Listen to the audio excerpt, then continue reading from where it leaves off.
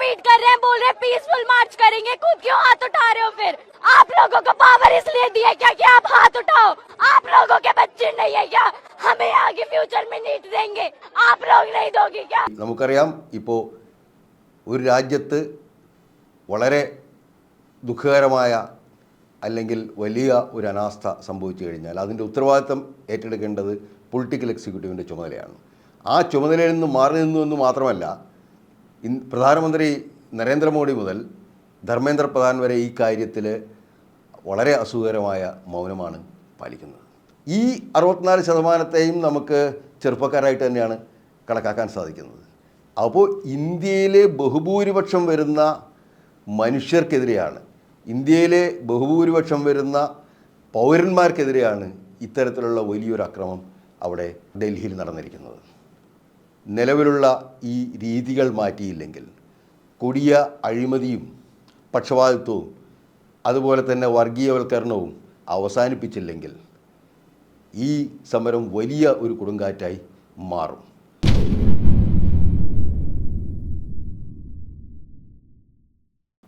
ഡൽഹിയിൽ വിദ്യാർത്ഥികൾ ആരംഭിച്ച പ്രക്ഷോഭം ഇന്ന് രാജ്യമാകെ പടരുകയാണ്. मैं ये भी कहना चाहूँगा कि हमारे एजुकेशन मिनिस्टर को इमीडिएटली पहले लीक पे इस्तीफा दे देना चाहिए था, उसको 100 लीक का वेट नहीं करना चाहिए था. मैं आपको ये बताना चाहता हूँ कि जिस स्पीड में ये पेपर लीक हुए हैं, लीक पे लीक, लीक पे लीक, लीक पे लीक, ठीक है, इस स्पीड में हमारी आर्मी में मशीन गन भी फायर नहीं करती है जिस स्पीड के साथ ये सब कुछ हुआ है. ഈ പ്രക്ഷോഭത്തിൽ ഇന്ത്യയിലെ യുവാക്കൾക്ക് നേരെ നടന്ന വലിയ അതിക്രമങ്ങൾ ഇപ്പോൾ ഒന്നൊന്നായി സോഷ്യൽ മീഡിയയിലൂടെ നമ്മൾ കണ്ടുകൊണ്ടിരിക്കുകയാണ്. സമാധാനപരമായി സമരം ചെയ്തുകൊണ്ടിരുന്ന ഈ വിദ്യാർത്ഥികളെ ന്യായമായ ആവശ്യത്തിന് വേണ്ടി 23 ലക്ഷം യുവജനങ്ങളുടെ നീറ്റ് പരീക്ഷാഫലം അട്ടിമറിച്ച് അതിൽ കൃത്രിമം കാണിച്ച ആളുകൾക്കെതിരെ നടപടി വേണമെന്നുള്ളതാണ് ആ വിദ്യാർത്ഥികളുടെ ആവശ്യം. അതിന് ഉത്തരവാദിത്തം ഏറ്റെടുത്തുകൊണ്ട് കേന്ദ്ര വിദ്യാഭ്യാസ മന്ത്രി ധർമ്മേന്ദ്ര പ്രധാൻ രാജിവെക്കണമെന്നുള്ളതായിരുന്നു അവരുടെ ആവശ്യം.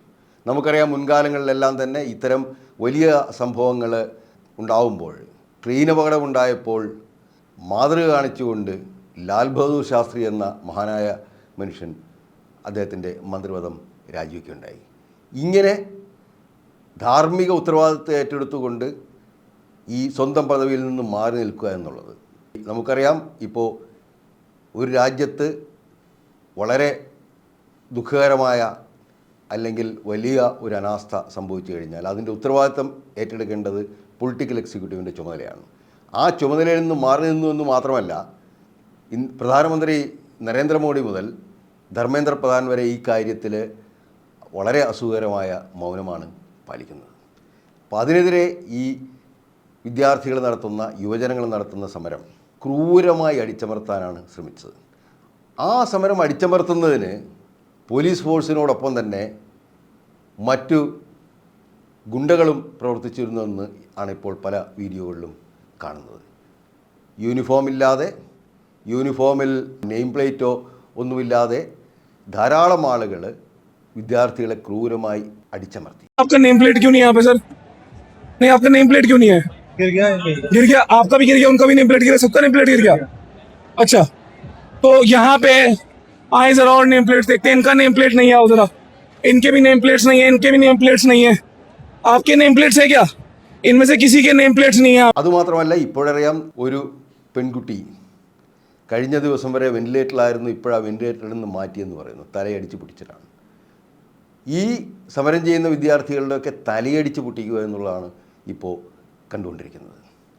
പക്ഷേ ഒരു കാര്യം ഈ തലയടിച്ച് പൊട്ടിക്കുന്നവർ മനസ്സിലാക്കേണ്ടതുണ്ട്.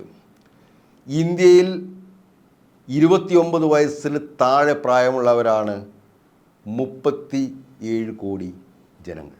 ഇന്ത്യയിലെ 37 കോടി ജനങ്ങൾ 29 വയസ്സിന് താഴെ പ്രായമുള്ള ചെറുപ്പക്കാരാണ്. അവർ വളരെ ന്യായമായ ഒരു പ്രക്ഷോഭത്തിലേക്ക് നീങ്ങുമ്പോഴാണ് അവരുടെ തലയടിച്ച് പൊട്ടിക്കുന്നത്. ഇന്ത്യയിലെ യുവജനങ്ങൾ തീർച്ചയായും വളരെയധികം അസ്വസ്ഥരാണ്. കാരണം അവർക്ക് ഇന്ന് തൊഴിലവസരങ്ങളില്ല. വിദ്യാസമ്പന്നവരായവർക്ക് പോലും തൊഴിലവസരങ്ങളില്ല. ഉള്ള തൊഴിലവസരങ്ങൾക്ക് തന്നെ തൊഴിൽ സ്ഥിരതയില്ല. തൊഴിൽ നിയമങ്ങൾ മാറ്റിമറിച്ചിരിക്കുന്നു. അതനുസരിച്ചിട്ട് ഇപ്പോൾ തന്നെ യാതൊരു നോട്ടീസും കൊടുക്കാതെ ആയിരക്കണക്കിന് പേരെ ഈ കോർപ്പറേറ്റുകൾ പിരിച്ചുവിടുകയാണ്. തൊഴിൽ നിയമങ്ങളുടെ അഭാവമാണ് കാരണം. അതുപോലെ വിദ്യാസമ്പന്നരായ ആളുകൾക്ക് ഇപ്പോൾ ജോലി കിട്ടാനുള്ള സാധ്യതയില്ല. കാരണം രാജ്യത്തിൻ്റെ സാമ്പത്തിക സ്ഥിതി ഈ നോട്ട് നിരോധനത്തിന് ശേഷം വളരെയധികം താഴേക്ക് പോയിരിക്കുന്നു. ഈ ചെറുകിട വ്യവസായങ്ങളും സൂക്ഷ്മ വ്യവസായങ്ങളും എല്ലാം തന്നെ അതിലെ ഭൂരിപക്ഷം സ്ഥാപനങ്ങളും അടച്ചുപൂട്ടിയിരിക്കുന്നു. കഠിനമായ വിലക്കയറ്റവും അതുപോലെ തന്നെ മറ്റു മേഖലകളിൽ വരുന്ന കുത്തകവൽക്കരണവും കാരണം തൊഴിലവസരങ്ങൾ പൂർണ്ണമായി ഇല്ലാതെയാവുകയാണ്. പൊതുമേഖലയിൽ റിക്രൂട്ട്മെൻ്റ് ഇല്ല. റെയിൽവേയിൽ ലക്ഷക്കണക്കിന് തസ്തികകൾ ഒഴിഞ്ഞു കിടക്കുകയാണ്. പൊതുമേഖലാ ബാങ്കുകളുടെ റിക്രൂട്ട്മെൻറ്റ് നാമമാത്രമായിരിക്കുന്നു. അതിൽ തന്നെ ഇപ്പോൾ നിലവിലുള്ളത് നാമമാത്രമായ ബാങ്കുകളാണ്. മറ്റതെല്ലാം തന്നെ ലയിപ്പിച്ചു കഴിഞ്ഞു. അതുപോലെ മറ്റു പൊതുമേഖലാ സ്ഥാപനങ്ങളിലും കേന്ദ്ര സർക്കാർ സർവീസുകളിലും ഒക്കെ ഇപ്പോൾ നിയമനങ്ങൾ ഇല്ല. അതിനാൽ തന്നെ ലക്ഷക്കണക്കിന് തൊഴിൽ അന്വേഷകരായിട്ടുള്ള ചെറുപ്പക്കാർക്ക് അവരുടെ ക്വാളിഫിക്കേഷൻ അനുസരിച്ച് ഒരു ജോലിയും കിട്ടുന്നില്ല. ഇതാണ് രാജ്യത്തിലെ അവസ്ഥ. ഈ അവസ്ഥയിൽ മറ്റൊരു കാര്യം മനസ്സിലാക്കേണ്ടത്, മധ്യവയസ്സിന് താഴെയുള്ള ആളുകളാണ് ഇന്ത്യയിൽ 64% ജനങ്ങൾ. ഈ 64%ത്തെയും നമുക്ക് ചെറുപ്പക്കാരായിട്ട് തന്നെയാണ് കണക്കാക്കാൻ സാധിക്കുന്നത്. അപ്പോൾ ഇന്ത്യയിലെ ബഹുഭൂരിപക്ഷം വരുന്ന മനുഷ്യർക്കെതിരെയാണ്, ഇന്ത്യയിലെ ബഹുഭൂരിപക്ഷം വരുന്ന പൗരന്മാർക്കെതിരെയാണ് ഇത്തരത്തിലുള്ള വലിയൊരു അക്രമം അവിടെ ഡൽഹിയിൽ നടന്നിരിക്കുന്നത്.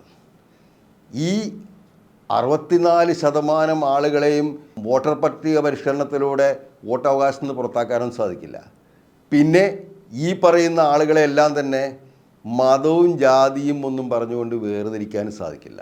ഇന്ത്യയിലെ ചെറുപ്പക്കാരും തന്നെ ഈ മതവും ജാതിയും ഒന്നും പറയുന്നത് കേട്ടുകൊണ്ട് അതിനനുസരിച്ച് പ്രവർത്തിക്കാൻ തയ്യാറാവുന്നവരല്ല. ഇന്ത്യയിലെ ഇന്നത്തെ ചെറുപ്പക്കാർ എല്ലാവരും തന്നെ അവർക്ക് ഉന്നതമായ ലോകവീക്ഷണമുള്ള ആളുകളാണ്.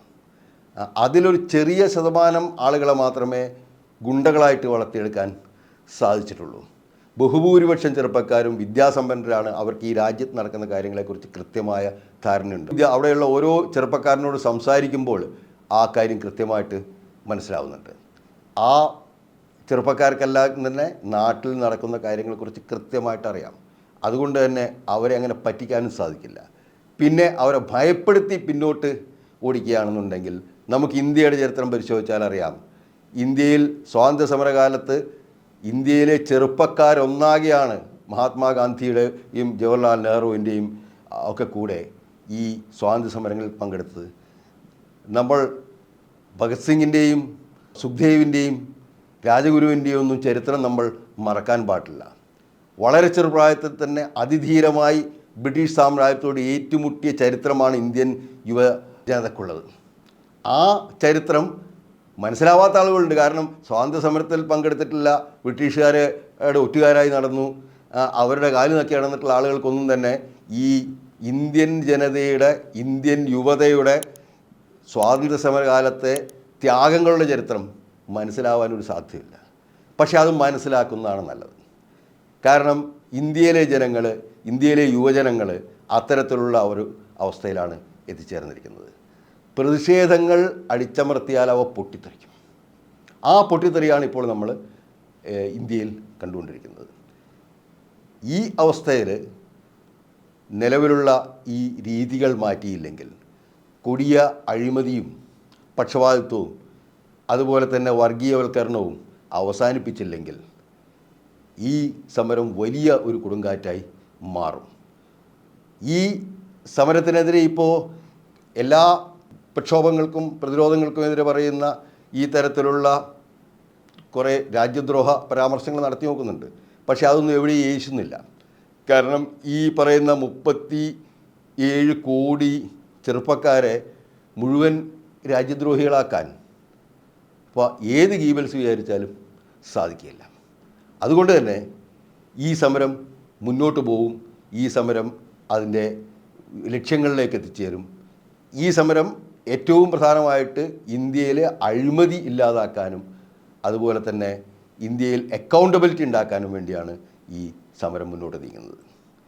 ഇതിനെ ഇല്ലാതാക്കാനോ ഈ സമരത്തെ ചെറുക്കാനോ ഏതൊക്കെ തരം മാർഗങ്ങൾ ഉപയോഗിച്ചാലും, ഇപ്പോൾ നമുക്കറിയാം എല്ലാ ഭരണഘടനാ സ്ഥാപനങ്ങളിലുമൊക്കെ സ്വന്തം ആളുകളെ തിരികെ കയറ്റിയിരിക്കുകയാണ്. അതിപ്പോൾ ഇലക്ഷൻ കമ്മീഷനിലായാലും മറ്റു ഭരണഘടനാ സ്ഥാപനങ്ങളായാലും.